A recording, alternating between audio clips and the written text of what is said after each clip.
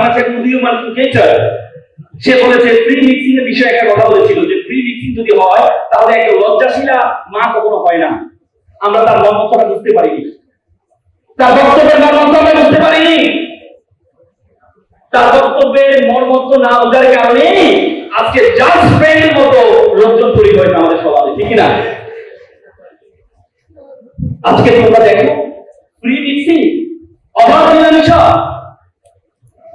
ছেলে মেয়ে একটা সমাজের জন্য গর্ব। একটা ছেলে এবং মেয়ে পৃথিবীতে হয়নি তো জয়ী পুরুষের তরবারি শক্তি দিয়েছে, প্রেরণা দিয়েছে বিজয় লক্ষ্মী নারী। কিন্তু এই নারী এবং পুরুষ একসাথে চলবে এটাই স্বাভাবিক। কিন্তু অবাধ কন্ট্রোলবিহীন গাড়ি চলবে, গাড়ি যদি ব্রেক না থাকে সে গাড়ি চলার কোনো মহত্ব আছে? কোনো মহত্ব নেই। আজকে আমি ছোট্ট একটা এক্সাম্পল দিই তোমাদেরকে।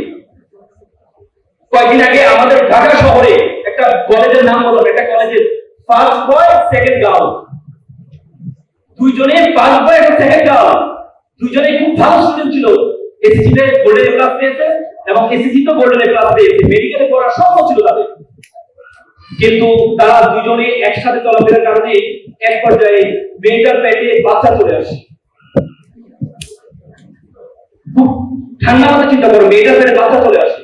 পরবর্তীতে মেয়েটা যখন 4 মাসের প্রেগনেন্ট, তখন ছেলেকে বললো তুমি আমাকে বিয়ে করতে হবে। ছেলে বলল না, আমি তোমাকে বিয়ে করতে পারবো না।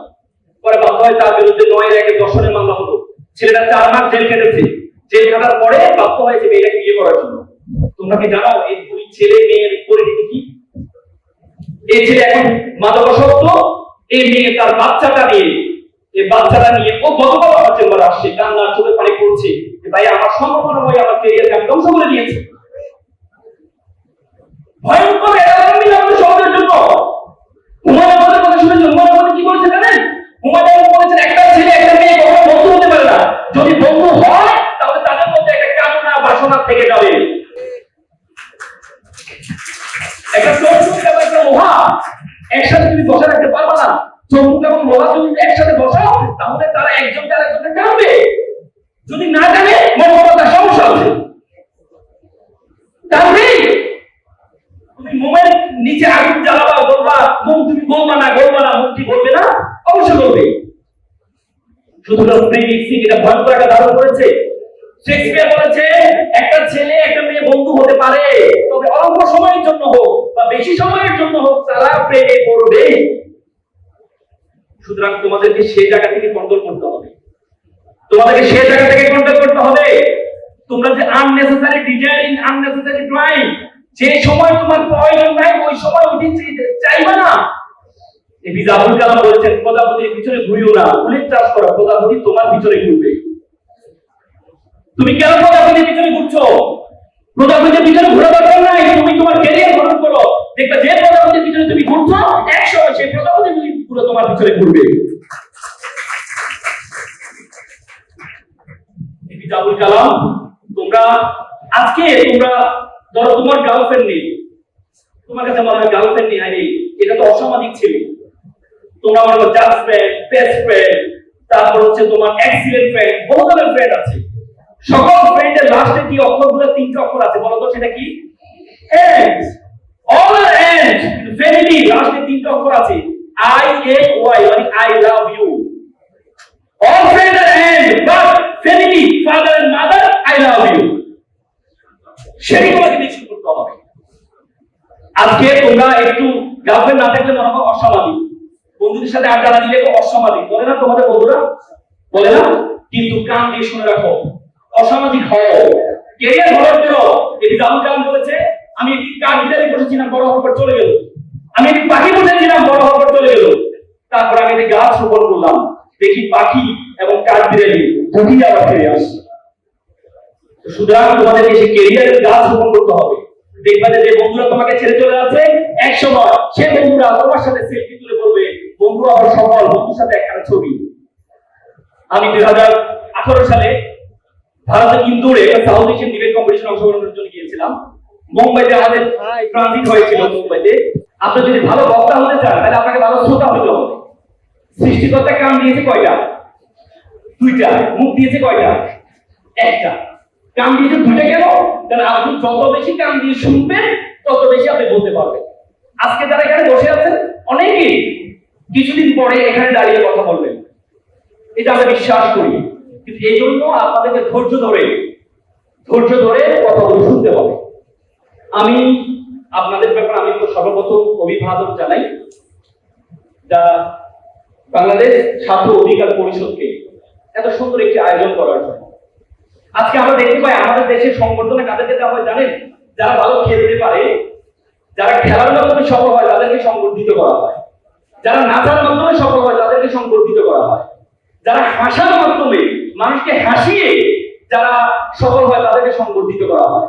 আমরা অনেক সময় দেখি যারা গানের মাধ্যমে মানুষের গান গাইয়ে সফল হয় তাদেরকে সংবর্ধিত করা হয়। কিন্তু যারা মেধাবী তাদেরকে এনকারেজ করার জন্য, তাদেরকে ইন্সপিরেশন দেওয়ার জন্য কোনো উদ্যোগ আমরা দেখি না। চাইনিজরা বলে থাকেন তুমি যদি 1 বছরের কোনো ফলাফল চাও তাহলে মাছ চাষ করো, যদি তুমি 10 বছরের ফলাফল চাও তাহলে তুমি গাছ রোপণ করো, আর যদি 100 বছরের ফলাফল চাও তাহলে মানুষ চাষ করো। আজকে মানুষ চাষ করার জন্য বাংলাদেশ ছাত্র অধিকার পরিষদ যে সুন্দর একটি উদ্যোগ গ্রহণ করেছে, আমরা কি এটি করতালির মাধ্যমে তাদের অভিবাদন জানাতে পারি না?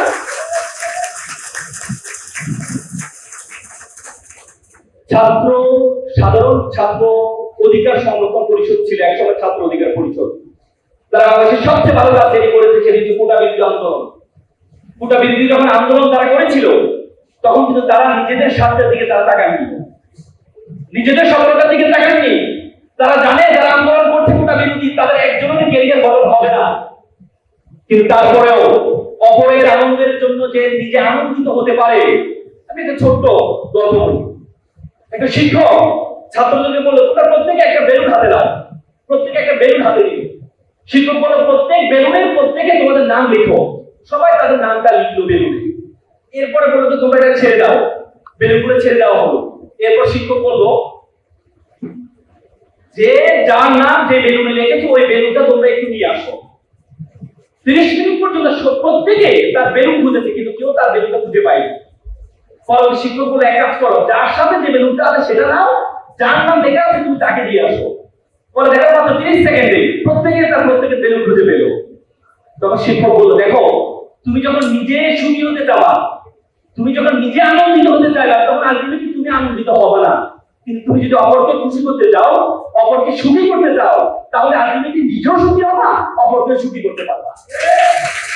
আজকে ছাত্র অধিকার পরিষদ তারা কোটা বিরোধী আন্দোলনে তারা মনে করেছিল যে আমরা অন্যকে খুশি করব, সে খুশির মাধ্যমে নিজে খুশি হব। এই জন্য আমরা কি আরেকটা করতালি দিতে পারি না তাদের জন্য? আমাদের দেশে শিক্ষিত মানুষের কোনো অভাব নেই, আমাদের দেশে ইঞ্জিনিয়ারের কোনো অভাব নেই, আমাদের দেশে ডাক্তারের কোনো অভাব নেই, আমাদের দেশে আইনজীবীর কোনো অভাব নেই। কিন্তু সবচেয়ে বড় অভাব কি জানো? নৈতিকতা সম্পূর্ণ ডাক্তারের, সবচেয়ে বড় অভাব নৈতিকতা সম্পূর্ণ ইঞ্জিনিয়ারের, সবচেয়ে বড় অভাব নৈতিকতা সম্পূর্ণ আইনজীবী, সবচেয়ে বড় অভাব নৈতিকতা সম্পূর্ণ শিক্ষকের।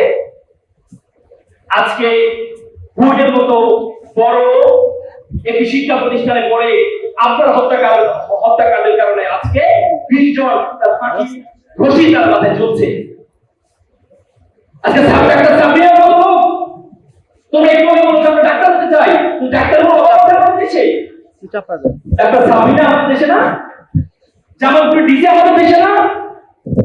এই জন্য তোমাদের মহাত্মা গান্ধী একটি কথা বলেছেন, there are 7 things to destroy us। 7টি জিনিস আমাদেরকে ধ্বংস করছে, তার মধ্যে একটি হচ্ছে এডুকেশন উইদাউট ক্যারেক্টার। চরিত্রহীন শিক্ষা, সেই চরিত্রটা তোমাদেরকে বেশি করতে হবে।